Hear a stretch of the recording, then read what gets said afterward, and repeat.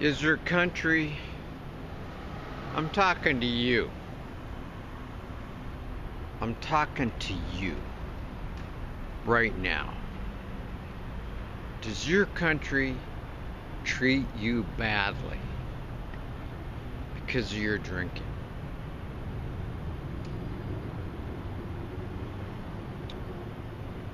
It's a sad thing. I remember back in the day when I used to live in the States. You know, I could go to a park. I went to many parks, beaches, public parks and everywhere.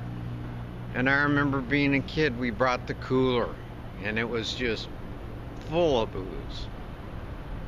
And, you know, people left us alone. I mean, we weren't violent people. We just wanted to go somewhere, party with our families, and enjoy ourselves at the beach. You know, and unfortunately in the United States, you can't do that anymore.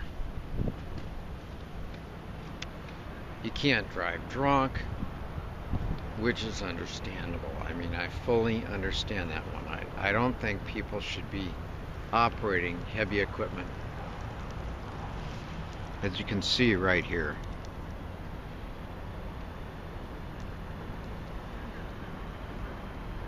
Operating heavy equipment under the influence of alcohol or drugs. And see, I'm responsible because I wear this tag. Every time I go out drinking, I wear this and then they know. Yeah. Those restrictions have been cut back, and also they've found a way to sue the bars or the establishments for serving people too much alcohol. Like, they have the constitutional right to decide how much somebody should drink and when they're sober or whatnot. Yeah, all these tests and all that. I remember this one time I was in Grants Pass, Oregon. I was blowing through on my way to California with a buddy of mine.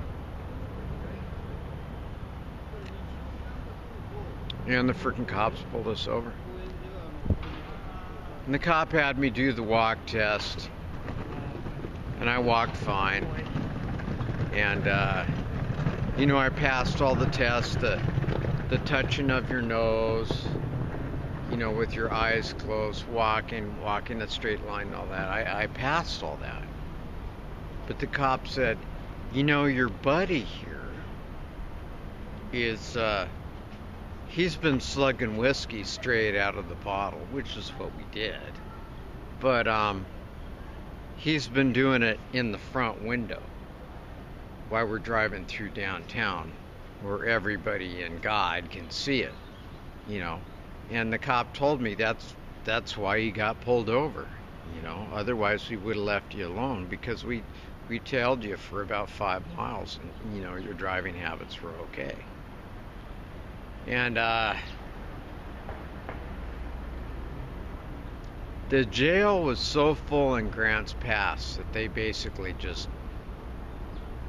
they said, here, we're going to take your keys. We're going to park your car a few blocks away and just sleep it off in your car. And in the morning, go in and get your keys, and then we'll arrange for your situation. Well, that cost me, you know, about $600 in lawyer fees. That was way back when. And then I had to go to these alcohol classes and all that, you know, for the drinking and everything. And I basically had my license on suspension.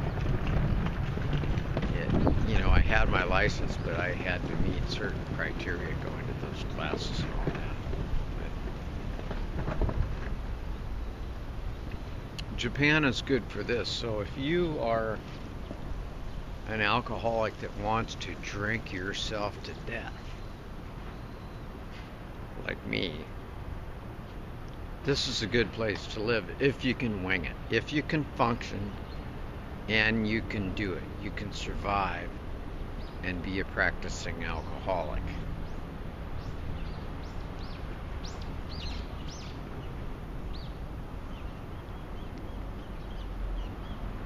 Now, my particular form of, as I wander back into the frame drunk, my particular form of alcoholism was I was a crane operator, a heavy equipment operator, and an engineer. And I did lifts on special shifts. We had to do them at night, but I did lifts that could have caused major property damage and killed a lot of people. I mean, I had a really responsible engineering job. And I did it successfully. I worked for the same company for 18 years of my life. You know, and how many people can say that? I mean, it's not like that anymore. And for the first 5 years, I was hazed by the old timers, old military, old Navy, old Army. And they hazed me like crazy. I mean, they